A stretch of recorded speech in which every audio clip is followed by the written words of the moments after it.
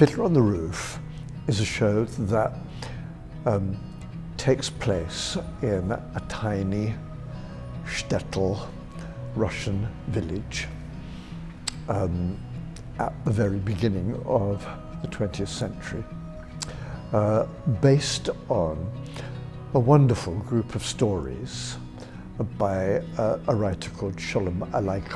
They evoke small village life, and it seemed to me it would be wonderful if an audience could feel they are part of that small village life, and therefore instead of sitting in serried ranks and watching something that happens behind a proscenium with an orchestra pit in between them and it, we could have a version of the village where when we enter the space we realise we're in the village. Of course, I'm Jewish and my great-grandparents are, fled Lithuania and Poland, so it resonates deeply with me, as it does with anybody who's of an immigrant background.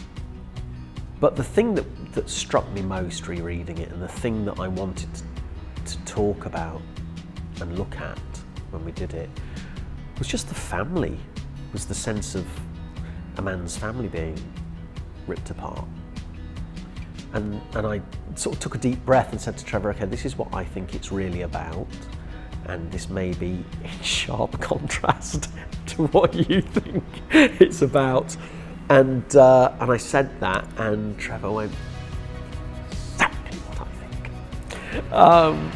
Which was a great relief, because I was a bit nervous that he was going to say what you're talking about. It's a really fun, flimsy family show. What's interesting about Fiddler is I think people forget what it really is. They remember the great songs and the dancing and the humor and the joyful aspects of it. But I think people forget what it's really about.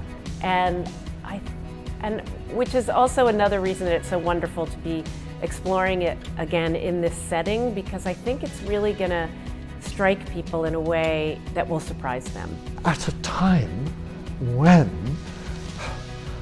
the words anti-Semitism are in newspaper headlines again, unimaginably connected to the political party where you would think it should least be ever a possibility. And then when suddenly you get maniac activity like what's happened in Pittsburgh, and when we are on a daily basis shown pictures of desperate refugees in different parts of the world,